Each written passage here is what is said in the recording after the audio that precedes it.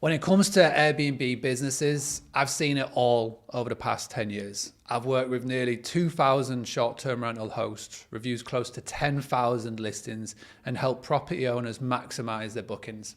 I've seen the common mistakes, the quick wins, and the strategies that separate successful hosts from ones struggling to get direct bookings. On top of that, I've sold over 200,000 copies of my book, Direct Playbook, which teaches hosts how to take control of their business instead of relying solely on platforms like Airbnb, Vrbo, and Booking.com. Airbnb is a great tool, but relying on it 100%, that's a dangerous game because they control 1, your visibility, 2, your pricing, and 3, your rules. If Airbnb decides to shut down your listing tomorrow, you lose everything.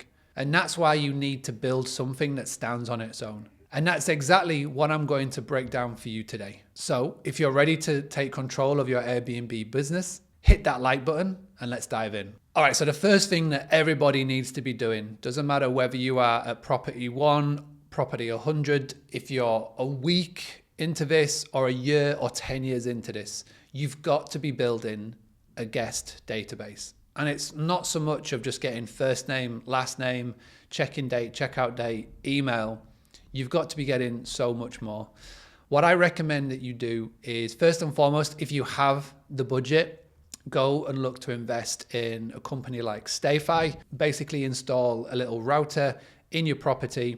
And if a guest wants to access the internet, they have to give up their email and all their details to be able to do so. This is a really great way of not only getting the lead booker's details, but also getting all of your guest details. So if you've got a place, for example, that sleeps 10 people, imagine not just getting the lead booker's email, which you normally do if they book with you, but you've also got the 9 other guests that are in there as well. I know so many hosts who use STR, and they've gone from having 1 email address, 1 bit of guest database, to having 1,000 after just a year.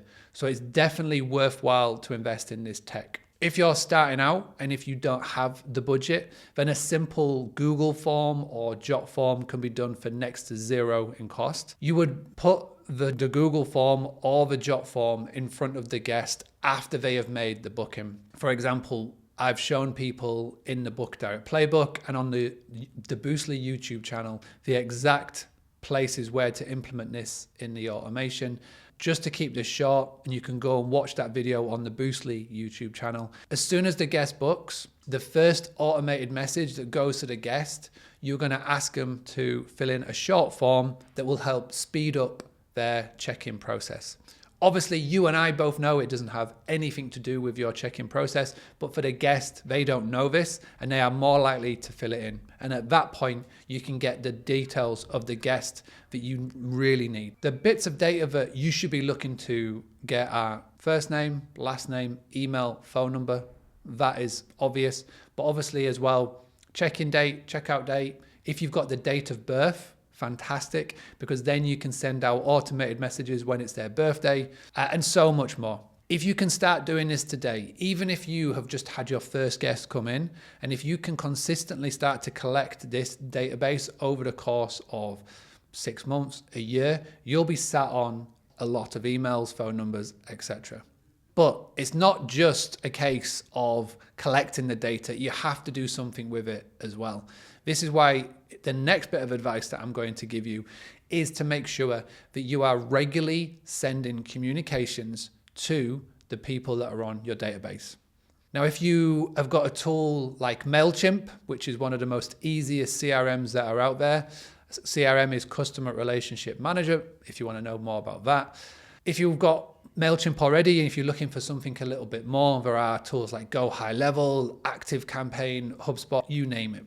But when you've got these tools, all of the data that you are collecting gets stored into fields. And when you are a host and when you're a business owner and when you can start to tap into the data that you've got and you start sending out regular communications, then you are going to be top of mind of the person that are on your database. And the people that are in your database, they're going to start to eventually fall into 2 categories. 1, those that have already been customers of you.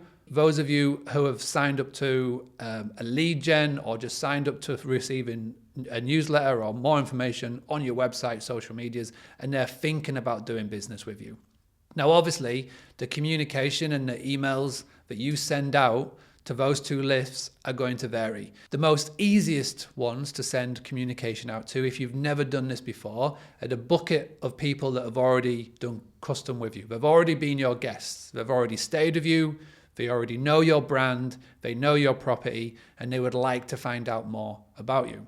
The communication and the emails or the text that you send to them are going to be way more different to those that you have never ever communicated with or they've never done business with you in the past. If you would like templates on what to send to the guests that have already stayed with you, then all you need to do is comment the word newsletter or template, and I will make sure that you get in your inbox the file that we use at Boostly that we give to our 2,000 clients and they're using on a day-to-day basis.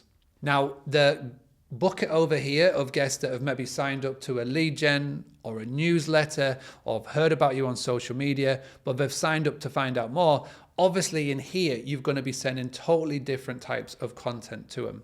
This is what's commonly known as lead gen or tripwire, however you want to define it from the world of marketing.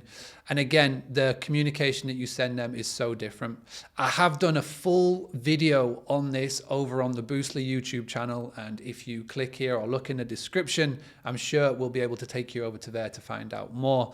Now, the cool thing about what I'm saying to you now, and you may be watching this going, oh, that sounds like a lot of work, is that once you've set this up, a lot of it can be set and forget. You can pretty much leave it to run in automation because you will have guests booking with you 24/7. You'll have people signing up to your newsletters or finding out more about you 24/7.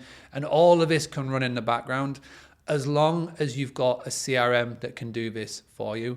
Now, of everybody that when they join Boostly and they become a paying member of Boostly, we give you a CRM that you've got all of the email templates built in, all of your social media content built in, and so much more. So if you are part of Boostly, you know where to go. If you're not part of Boostly and you would like to find out more, just head over to boostly.co.uk. Now, for those of you that don't want to join Boostly and you've got your own CRM, like I said, MailChimp, Go High Level, HubSpot, ActiveCampaign, there are lots out there, but you will know when you have these tools, it makes it so much easier to stay in communication. Now, if you want to grow your business and if you want to do this on your terms, if you want to make sure that you're not dictated by search algorithms or AirDNA, the number one thing that you can do is start to grow your database today. So if you want to find out more about all of this, all you need to do is click on this video because YouTube has recommended that's the next one that you watch.